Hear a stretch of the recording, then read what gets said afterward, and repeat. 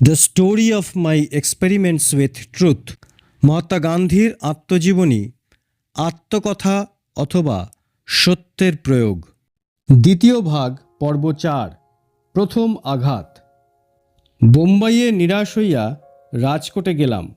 নিজস্ব অফিসও খুলিলাম। কোনো রকমে চলিতে লাগিল। আর্জি লেখার কাজ পাইতে লাগিলাম এবং মাসে গড়ে ৩০০ টাকা আসিতে লাগিল। এই আর্জির কাজ আমার শক্তিবশত পাই নাই, উহার মূলে ছিল খাতির। উকিল ভাইয়ের অংশীদারের ওকালতি জমিয়া গিয়াছিল। যেসব বড় রকমের আর্জি তাহার কাছে তৈরি হইতে আসিত, অথবা যে সকল আর্জি তিনি গুরুতর মনে করিতেন, সেগুলি তিনি কোনো বড় ব্যারিস্টারকে পাঠাইয়া দিতেন। কেবল তাহার গরিব মক্কেলের আর্জি লেখার কাজই আমি পাইতাম। কমিশন না দেওয়ার যে সংকল্প বোম্বাইয়ে পালন করিয়াছি, এখানে তাহা ভাঙিয়াছি বলা যায়। ব্যাপারটা ছিল এই রকম। বোম্বাইতে আমার কেবল দালালকে পয়সা দেওয়ার কথা হইয়াছিল, এখানে দিতে হইত উকিলকে। বোম্বাইয়ের মতো এখানেও সকল ব্যারিস্টারই প্রকাশ্যে এই প্রকার দালালির টাকা উকিলকে দিয়া থাকেন বলিয়া আমাকে জানানো হইল। আমার দাদার যুক্তির বিরুদ্ধে অন্য কোনো যুক্তি দেখাইবার শক্তি আমার ছিল না।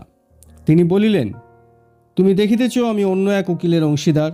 আমার কাছে যে মামলা আসে, তাহার যেগুলি তোমাকে দিই, তাহার মধ্যে আমার ভাগ তো থাকিয়াই যায়, কিন্তু যদি তুমি আমার ভাগীদারের অংশ তাহাকে না দাও, তবে তাহা আমার অবস্থাকেই সংকটাপন্ন করিয়া তোলে। একসঙ্গে থাকি বলিয়া তোমার ফির অংশ তোমার আমার যুক্ত ভাণ্ডারেই যায়, অর্থাৎ তাহা আমারও পাওয়া হয়। কিন্তু আমার অংশীদারের কথা একবার ভাবিয়া দেখো, তিনি যদি কেস অন্যত্র দিতেন, তবে তাহার কমিশনের ভাগ তো তিনি পাইতেনই। এই যুক্তিতে আমি ভুলিলাম। মনে হইল যে যদি আমাকে ব্যারিস্টারি করিতে হয়, তবে এই সকল কেসে কমিশন না দেওয়ার সংকল্প ত্যাগ করিতে হইবে। এই যুক্তিতে মনকে বুঝাইলাম, অথবা স্পষ্ট করিয়া বলিলে বলিতে হয় মনকে ঠকাইলাম। ইহা ছাড়া অন্য কোনো কেসে আমি কমিশন দিয়াছি বলিয়া আমার মনে হয় না।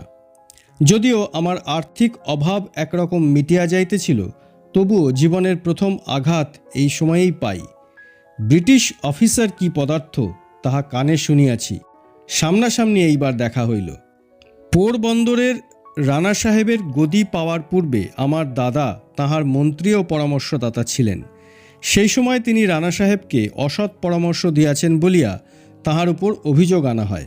এই সংবাদ পলিটিক্যাল এজেন্টের কাছে গিয়াছিল ও তিনি দাদার উপর বিরূপ হইয়াছিলেন। এই কর্মচারীটিকে আমি বিলাতে জানিতাম, তাহার সহিত খানিকটা বন্ধুত্বও হইয়াছিল, একথা বলা যায়। তাই ভাবিলেন যে এই পরিচয়ের সুবিধা লইয়া আমি পলিটিক্যাল এজেন্টকে যদি দুকথা বলি, তবে হয়তো তাহার উপর হইতে এজেন্টের বিরুদ্ধ ভাব চলিয়া যায়। কথাটা আমার এতটুকুও পছন্দ হয় নাই। বিলাতের এই পরিচয়টুকুর সুবিধা লওয়াও উচিত নয় বলিয়াই মনে হইয়াছিল। যদি দাদা কোনো দোষের কাজ করিয়া থাকেন, তবে তাহার পক্ষে বলিতে গিয়া লাভ কি? আর যদি অন্যায় না করিয়া থাকেন, তবে নিয়ম মতো আর্জি করিবেন, অথবা নিজের নির্দোষিতার উপর নির্ভর করিয়া বসিয়া থাকিবেন। এই যুক্তি ভাইয়ের পছন্দ হইল না। তিনি বলিলেন, তুমি কাথিয়াওয়াড়ের ব্যাপার জানো না। পৃথিবীতে চিনিতে এখনও তোমার দেরি আছে। এখানে খাতিরই সবচেয়ে বড় জিনিস। তোমার একটা কথাই যদি কাজ হয়, তবে ভাই হইয়া তাহা অস্বীকার করা বা কর্তব্য এড়াইয়া যাওয়া ঠিক নয়।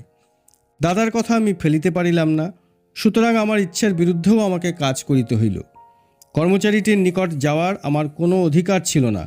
যাওয়াতে আমার আত্মসম্মান নষ্ট করা হয় তাহাও আমি বুঝিয়াছিলাম। তথাপি আমি দেখা করার জন্য সময় চাহিলাম এবং তিনি সময় নির্দিষ্ট করিয়া দিলে দেখা করিতে গেলাম। তাহাকে পুরাতন পরিচয়ের কথা স্মরণ করাইয়া দিলাম, কিন্তু দেখিলাম যে বিলাতে ও কাথিয়াওয়াড়ে অনেক প্রভেদ। সরকারি আমলা যখন নিজের আসনে বসিয়া থাকেন, আর যখন তিনি ছুটিতে দেশে যান, এই দুয়ের মধ্যে ঢের তফাৎ। আমলাটি পরিচয় স্বীকার করিলেন, কিন্তু এই পরিচয় স্বীকারের সঙ্গেই তিনি খুব কঠিন হইয়া উঠিলেন। তাহার কাঠিন্য, তাহার চোখের দৃষ্টি যেন আমাকে এই কথা বলিল, সেই পরিচয়ের সুবিধা লইতে আসিয়াছ, তাই কি? এ কথা বুঝিয়াও আমার কথা তুলিলাম। সাহেব অধীর হইয়া উঠিলেন, বলিলেন, আপনার ভাই চক্রান্তকারী, আপনার কাছে বেশি কথা শুনিতে চাই না, সে সময় আমার নাই। আপনার ভাইয়ের যাহা বলার আছে তাহা যেন নিয়ম মতো আর্জিতে লিখিয়া জানান। এই উত্তরই যথেষ্ট ছিল, যথার্থ ছিল। কিন্তু গরজ থাকিলে কি জ্ঞান থাকে? আমি নিজের কথাই চালাইতে লাগিলাম। সাহেব উঠিয়া বলিলেন, আপনি এখন আসুন। আমি বলিলাম, দয়া করিয়া আমার কথাটা পুরোপুরি শুনুন। সাহেব জ্বলিয়া উঠিলেন, চাপরাশি, ইহাকে দরজা দেখাও। হুজুর বলিয়া চাপরাশি দৌড়িয়া আসিল।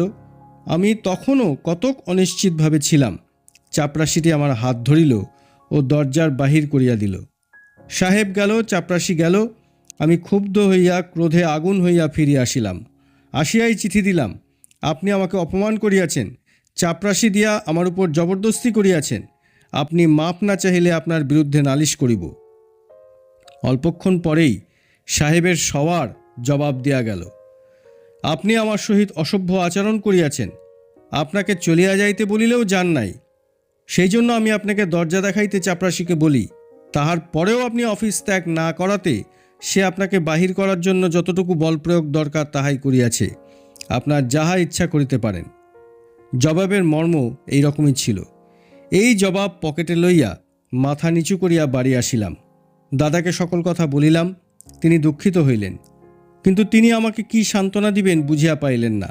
তাহার উকিল বন্ধুদের সহিত কথা বলিলেন। কিভাবে সাহেবের সহিত লড়া যায় তাহা আমিও বুঝিতে পারিতেছিলাম না। এই সময় স্যার ফিরোজ শাহ মেহতা কোনো মোকদ্দমা উপলক্ষে রাজকোটে আসিয়াছিলেন। আমার মতো নূতন ব্যারিস্টার তাহার সহিত কেমন করিয়া দেখা করিবে? তবে যে উকিল তাহাকে নিযুক্ত করিয়াছিলেন তাহার হাত দিয়া একটি পত্র পাঠাইয়া দিই ও তাহার পরামর্শ চাই। তিনি বলিলেন, গান্ধীকে বলিবেন এ প্রকার ঘটনা সকল উকিল ব্যারিস্টারের অভিজ্ঞতাতেই আসে। তাহার রক্ত গরম, সে বিলাত হইতে নূতন আসিয়াছে, সে ব্রিটিশ কর্মচারীকে চেনে না।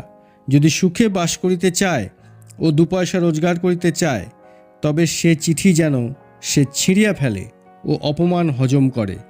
নালিশ করিলে ফল কিছুই হইবে না, বরং আরও ক্ষতি হইবে।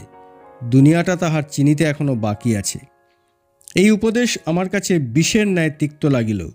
তবু সেই তিক্ত ঔষধি গিলিতে হইল, এই অপমান হজম করিতে হইল। তবে তাহার সদ্ব্যবহার করিলাম। স্থির করিলাম, এরূপ অবস্থায় আর কখনো পড়িব না, এমনভাবে বন্ধুত্বের সুযোগ লইব না। এই নিয়ম কখনো ভঙ্গ করি নাই। এই আঘাত আমার জীবনের গতি ফিরাইয়া দিল।